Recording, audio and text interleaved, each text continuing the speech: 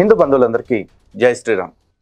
Andhra Pradesh deputy CM Pawan Kalyan గారు నేను unapologetic Sanatani అని గర్వంగా చెప్పుకున్నప్పటి నుంచి చాలామంది గొర్రెలు, పందులు, ఈ నాస్తిక, లౌకిక లేకపోతే కమిక అని చెప్పుకునే కుక్కలు తెగ రెచ్చిపోతా ఉన్నాయి. వాళ్ళు రెచ్చిపోవటానికి కారణం ఏం లేదు. పవన్ కళ్యాణ్ గారు సగర్వంగా ఐఎమ్ అన్ అన్అపాలజెటిక్ సనాతని అని చెప్పుకోవటం వీళ్ళకి నచ్చట్లా. ఎందుకు నచ్చట్లేదు? కారణం ఒకటే, వీళ్ళంతా మైనారిటీల పేరుతో నిజమైన మైనారిటీలని అణగదొక్కి హిందువుల నెత్తినెక్కి డ్యాన్స్ చేస్తున్న ఈ సోకాల్డ్ డామినెంట్ మైనారిటీస్ ఎవరైతే ఉన్నారో ఆ డామినెంట్ మైనారిటీస్ యొక్క హక్కులు ఎక్కడ దెబ్బతింటాయో, వాళ్ళు వేస్తున్న బిస్కెట్లకి వీళ్ళు న్యాయం చేయకపోతే వాళ్ళ దగ్గర నుంచి వచ్చే బిస్కెట్లు ఎక్కడ ఆగిపోతాయో అన్న ఒక ఆత్రం తప్ప యాబొచ్చు లేదు. అయితే మరి ఆ మోస్ట్ డామినెంట్ మైనారిటీలు లేకపోతే వాళ్ళ అంతేవాసులుగా పిలువబడుతున్న విదేశీ శక్తులు వీళ్ళకేస్తున్న బిస్కెట్లకు కక్కుర్తిపడే వీళ్ళే ఇలా మాట్లాడితే the real and long time unapologetic Sanatani for ever. మరి మేమేం చేయాలి? ఎవరైతే రాజకీయాల్లోకి వచ్చి గర్వంగా నేను ది అన్అపాలజెటిక్ సనాతని అని చెప్పుకుంటారో అలాంటి వాళ్ళకి అండగా ఉండాలి. అలా ఉంటాం కూడా, అలా ఉండాలనే ఉద్దేశంతో ఈ వీడియో కూడా చేస్తున్నా. అయితే ఇక్కడ టార్గెట్ ఎవరు, టాపిక్ ఎవరు మీకు తెలియాలంటే ఒకసారి వీడియో చూడండి. వైఎస్ జగన్మోహన్ రెడ్డిని చేయరు, ఎందుకని పవన్ కళ్యాణ్ మీద ఎప్పుడు చెప్పాను కదా కారణం. చంద్రబాబు నాయుడు గారు బయటకు వచ్చి ఎప్పుడు కూడా అన్అపాలజెటిక్ సనాతని హిందూ అనరు, కానీ ఆయన హిందువే. నారా లోకేష్ హిందువే. యజ్ఞాలు చేశారు, వాళ్ళు యాగాలు చేశారు, యాగాలు చేశారు. నారా దేవాంశిని వీళ్ళందరినీ పెట్టుకుని యాగాలు చేశారు. బాలయ్యబాబు హిందూ కదా? అంతకంటే హిందువులా వీళ్ళు? బాలయ్యబాబు పొద్దున్న లేస్తే శ్లోకాలే చెప్తాడుగా, అంతకంటే పెద్ద ఎప్పుడైనా అనలేదా బయటకు వచ్చి అతను? ఎందుకంటే వాళ్ళకి తెలుసు మతానికి రాజకీయానికి సంబంధం లేదని. జగన్మోహన్ రెడ్డి అనలేదు ఎప్పుడొచ్చి నేను క్రిస్టియన్ని అని. క్రిస్టియన్లు ప్రమాదంలో పడిపోతున్నారని అనలేదే. ఎందుకన్నా? వాళ్ళు అనలేదు కాబట్టే వాళ్ళ మీద అంతే తక్కువగా చేస్తున్నాం. ఇతను అంటున్నాడు కాబట్టి we feel Pawan Kalyan is a threat to the state of Andhra Pradesh. Mark my words. ఈ రోజున్న పరిస్థితులు 10 సంవత్సరాల క్రితం ఎట్లా లేవో ఈ రోజున్న పరిస్థితులు నెక్స్ట్ కమింగ్ 2029 ఎలక్షన్స్ కి ఉండవు. చాలా చాలా అండర్ కరెంట్ హీట్ నడుస్తుంది ఆంధ్రప్రదేశ్ లో. కేవలం మత రాజకీయాలు, తెలంగాణ కంటే దారుణమైన మత రాజకీయాలు పవన్ కళ్యాణ్ అనే వ్యక్తి ఆధారంగా భారతీయ జనతా పార్టీ చేద్దాం అనుకుంటుంది. ఖచ్చితంగా అలాంటి ఆశల్ని ఎప్పుడు కూడా దక్షిణ భారతదేశం తిప్పి కొడతానే ఉంది. ఎడంకాలితో మత రాజకీయాన్ని కొడతానే ఉంది, తంతానే ఉంది, తన్ని తరుగుతానే ఉంది. అలాంటి ఒక ఉద్యమంలోనే మేము కూడా భాగస్వాములవుతాం. పవన్ కళ్యాణ్ లాంటి మతోన్మాద రాజకీయాలు చేయాలనుకుంటున్న వ్యక్తుల్ని, శక్తుల్ని అడ్డుకుంటాం. ఈ రోజు మేము ఒకవేళ నిజంగా పవన్ కళ్యాణ్ మీరు చెప్తున్నట్లు బీజేపీ చేతిలో కీలుబొమ్మ అయి ఉండుంటే, ఒకవేళ నిజంగా పవన్ కళ్యాణ్ మతోన్మాద రాజకీయాలు చేస్తూ అరాచకం సృష్టించేందుకు రెడీ అవుతూ ఉంటే 100% స్ట్రైక్ రైట్ 21 సీట్స్ లో, అసెంబ్లీ సీట్స్ లో ప్రజలు పిచ్చివాళ్ళ, ప్రజలు గుర్తించలేదా? I'm un unapologetic Sanatani Hindu అనేది పవన్ కళ్యాణ్ ఎప్పుడు తిరుమల లడ్డు ఇష్యూ బాగా ఆగస్ట్ సెప్టెంబర్ లో కదా, అంతే కదా. ఎలక్షన్స్ ముందు అనలేదు. నువ్వు అడిగింది ఏంటి? 100% స్ట్రైక్ రేట్ నీకు ఎందుకు ఇచ్చారు? నువ్వు సావులూరు లాగా గుళ్ళు చుట్టూ తిరగటానికి ఇచ్చారా? నీకు 100% స్ట్రైక్ రేట్ ప్రజలు ఎందుకు ఇచ్చారు? తెలుగుదేశం పార్టీతో పొత్తు పెట్టుకున్నాక తెలుగుదేశం పార్టీ ఓటర్లందరూ నీకు ఎందుకు స్ట్రైక్ రేట్ ఇచ్చారు? నువ్వు ఒక ధర్మాన్ని, ఒక మతాన్ని మీద వేసుకొని తప్పలేదు. చూశారు కదా, ఇతని పేరు రావణ్. అంటే అసలు పేరేంటో తెలియదు, మొత్తానికి రావణ్ అని పెట్టుకున్నాడు. ప్రశ్న అని ఒక ఛానల్ పెట్టుకుని చచ్చుపుచ్చు ప్రశ్నలన్నీ ఇలా సమాజం మీద కుదులుతూ ఉంటాడు. ఎందుకంటే చచ్చుపుచ్చు ప్రశ్నలు ఎందుకు అంటున్నాను అంటే, ఇతడు తన ఐడియాలజీకి వ్యతిరేకంగా ఉన్న వాళ్ళని మాత్రమే ప్రశ్నిస్తాడు, మిగతా వాళ్ళని ఎవరిని ప్రశ్నించడు. ఈరోజు పవన్ కళ్యాణ్ గారి మీద ఎందుకంత వ్యతిరేకత, ఎందుకంత విద్వేషం అని అడిగితే ఏం చెప్పాడు? మిగతా వాళ్ళకి లాగా తను గమ్మున రాజకీయాలు చేసుకోకుండా ఐఎమ్ అన్ అన్అపాలజెటిక్ సనాతని అని పవన్ కళ్యాణ్ గారు చెప్పుకున్నారు. అది ఇతనికి నచ్చల. అందుకోసమే పవన్ కళ్యాణ్ గారిని టార్గెట్ చేస్తున్నారు. ఆ తర్వాత ఇంకో మాట అన్నాడు, పవన్ కళ్యాణ్ ఈ మాట ఎప్పుడు అన్నారు? అధికారంలోకి వచ్చిన తర్వాత అని. బాబు రావణు, ఎప్పుడు తీసుకుంటే ఏంటి ప్రాబ్లం? ప్రతి ఒక్కళ్ళకి జ్ఞానోదయం అవ్వటానికి, లేకపోతే ప్రతి ఒక్కళ్ళు నిజం తెలుసుకోవటానికి ఒక ట్రిగరింగ్ పాయింట్ ఉంటుంది. And that triggering point Pawan కళ్యాణ్కి బహుశా ఆ టైంలో వచ్చి ఉండొచ్చు. అండ్ సమ్హౌ ఆయన సనాతన ధర్మాన్ని గురించి తెలుసుకుని, ఆయన సనాతన ధర్మంలో ఆయన పాత్ర ఏంటో గుర్తించి ఐఎమ్ అన్ అన్అపాలజెటిక్ సనాతని అని చాలా గర్వంగా పబ్లిక్లో చెప్పాడు. చాటును సందుని చెప్పుకోలేదు ఆయన. ఎందుకు అన్అపాలజెటిక్ సనాతని అని చెప్పాల్సి వచ్చింది అంటే, ఇప్పుడు నువ్వు అంటున్నావు చూసావా, మిగతా వాళ్ళు మతం చెప్పుకోలేదు ఆయన చెప్పుకుంటున్నాడు అని చెప్పేసి, ఆ మిగతా వాళ్ళందరూ కూడా పుట్టింది హిందూ పుట్టకే అయినా కూడా మేము హిందువులము అని పబ్లిక్లో చెప్పుకోవటానికి నిజంగా సిగ్గుపడ్డారు, పడుతున్నారు ఇంకా చాలా మంది నాయకులు. నేను అలాంటి వాడిని కాదు, నేను హిందువుగా పుట్టాను, హిందుత్వం ఇప్పుడు ప్రమాదంలో ఉంది కాబట్టి హిందుత్వానికి అండగా నిలబడతాను అని ఆయన వచ్చాడు. ఇక 2029లో ఆయనకి ఇన్ని సీట్లు వస్తాయా, 100% స్ట్రైక్ రేట్ రాకపోతుందా, ఈ సెకండరీ. దీని రెప్లికేషన్స్ అన్ని ఆయన ఆల్రెడీ ఆలోచించుకునే ఉంటాడు. ఎందుకంటే పార్టీ నడుపుతుంది స్వయంగా ఆయన 15 ఏళ్ళ నుంచి, నువ్వు కాదు కదా. కాబట్టి 2029లో ఆయనకు వచ్చే నష్టాన్ని గురించి, కష్టాన్ని గురించి నువ్వు ఇప్పుడు బాధపడకు. ఆయనకి ఎటువంటి కష్టం రాదు, ఎందుకంటే హిందుత్వం ఆయనకు అండగా నిలబడుతుంది, హిందూ సమాజం మొత్తం ఆయనకు అండగా నిలబడుతుంది. నువ్వు అంటున్నావు చూసావా, ఈ దేశంలో ఎవ్వరు మతాన్ని చెప్పుకోవట్లేదు, అసలు మతానికి రాజకీయానికి సంబంధమే లేదు అని చెప్పేసి, ఇలాంటి తప్పుడు మాటలు ఎందుకు మాట్లాడుతున్నారు అనేది ప్రజలకు కూడా క్లారిటీ రావాల్సి ఉంది. ఆ తర్వాత పవన్ కళ్యాణ్ గారు రావటం వల్ల, పవన్ కళ్యాణ్ గారి హిందుత్వ స్టాండ్ వల్ల, పవన్ కళ్యాణ్ గారి అన్అపాలజెటిక్ సనాతనిజం వల్ల ఏమిటి లాభం, ఏమిటి నష్టం అనేది మాట్లాడుకుందాం. ఒక్కసారి ఈ జెండాను చూడండి, చూస్తున్నారు కదా. ఈ జెండా చూసి ఏ బ్రిటిష్ ఓడుదో అనుకుంటున్నారేమో, కాదు. బ్రిటిష్ ఓడు వదిలేసి వెళ్ళిన అక్రమ సంతానం కొంతమంది ఇక్కడ కలిసి ఓ పార్టీ పెట్టారు. పార్టీ పేరు ఇండియన్ క్రిస్టియన్ ఫ్రంట్. అంటే వీళ్ళ యొక్క లక్ష్యాలు ఏంటో చూసే ముందు ఒకసారి వీళ్ళ జెండాని తేరిపార మళ్ళీ చూడండి ఏముందో.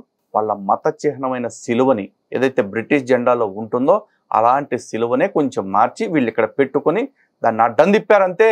ఇది నేరుగా మతపరమైన పార్టీ. వీళ్ళ సిద్ధాంతాలు, వీళ్ళ లక్ష్యాలు ఏంటో తెలుసా? To ensure that Dalit Christians are included in the SC list and are given rights on a par with other Dalits.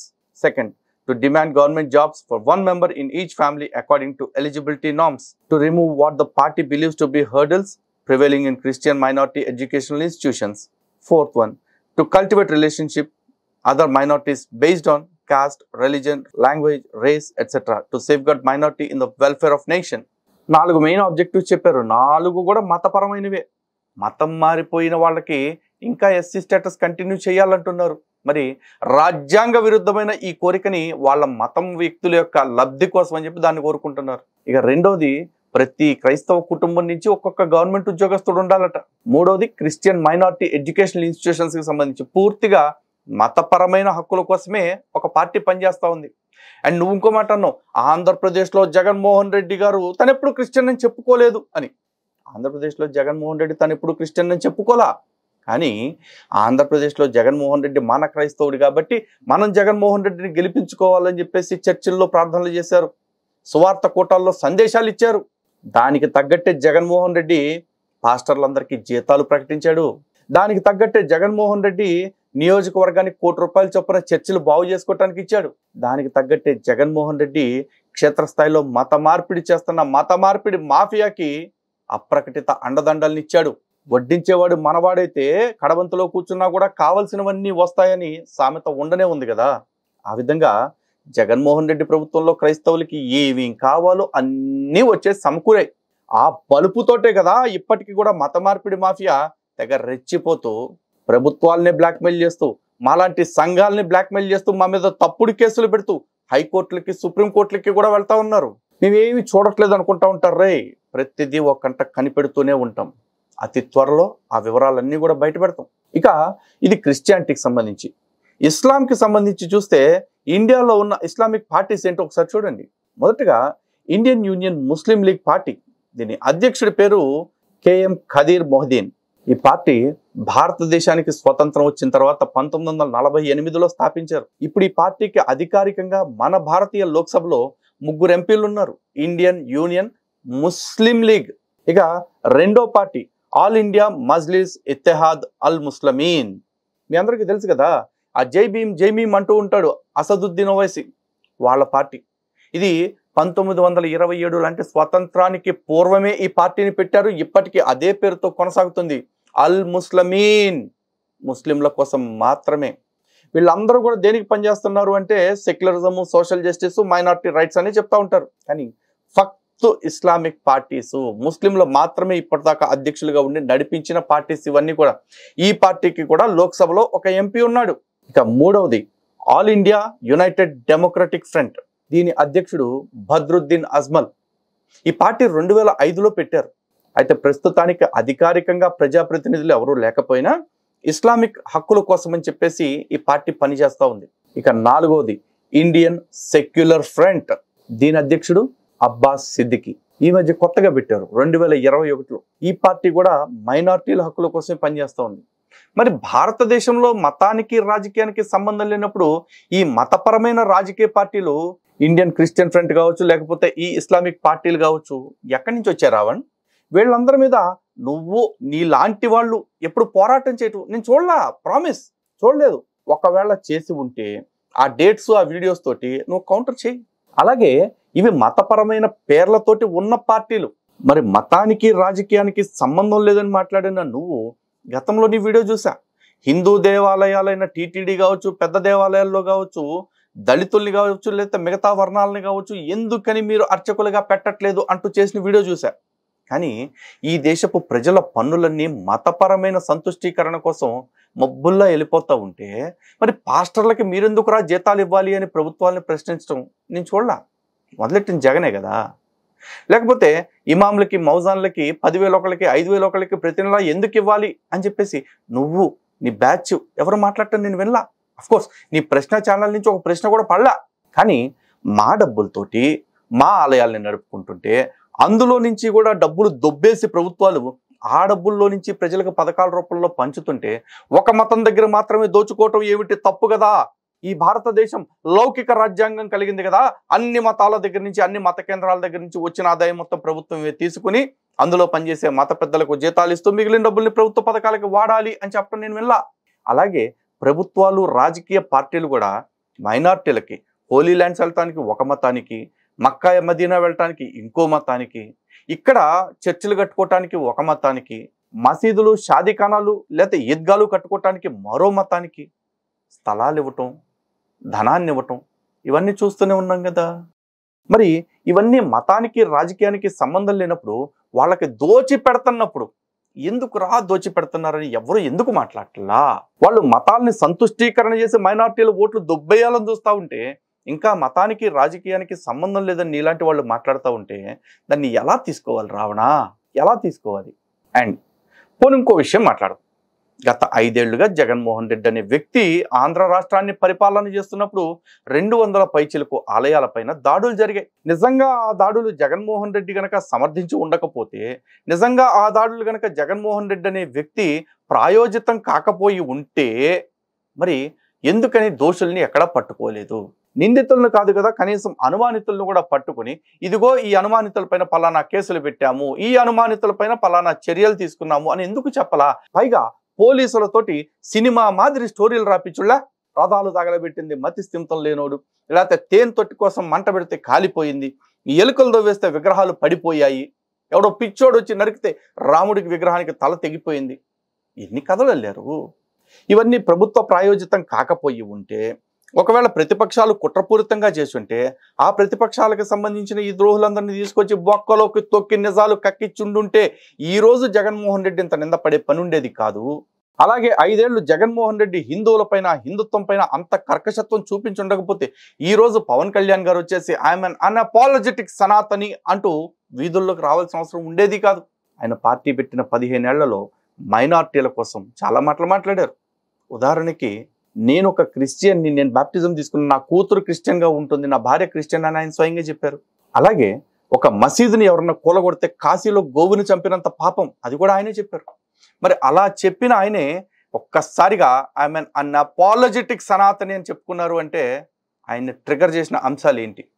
Of course ఇక్కడ చాలా మంది అనొచ్చు, ఒకప్పుడు పవన్ కళ్యాణ్ అలా మాట్లాడాడు, ఇలా మాట్లాడాడు అని చెప్పేసి. పవన్ కళ్యాణ్ గారు ఎలా మాట్లాడినా సరే మొదట్లో ఏదైతే దృక్పథం ఉందో అదే చివరి వరకు ఉండాల్సిన అవసరంలా. ఉదాహరణకి నేను కావచ్చు, నాలాంటి చాలా మంది కావచ్చు, హిందువుగా పుట్టిన మేము మాలో ఉన్న సహజమైన సెక్యులర్ ధోరణి వల్ల కొన్ని మతాల పట్ల ఆకర్షితులం అయ్యాం. మళ్ళీ ఆ మతాల్లో ఉన్న డొల్లతనాన్ని, సనాతన ధర్మంలో ఉన్న ఔన్నత్యాన్ని తెలుసుకుని మేము వెనక్కొచ్చి ఈరోజు సనాతన ధర్మం కోసం మా ప్రాణాలని ఫణంగా పెట్టి ఈ రోజున పోరాటం చేస్తూ ఉన్నాం. మరి పవన్ కళ్యాణ్ గారు కూడా అలాగే ట్రిగర్ అయ్యి ఉండొచ్చు, అలాగే రియలైజ్ అయ్యి ఉండొచ్చు.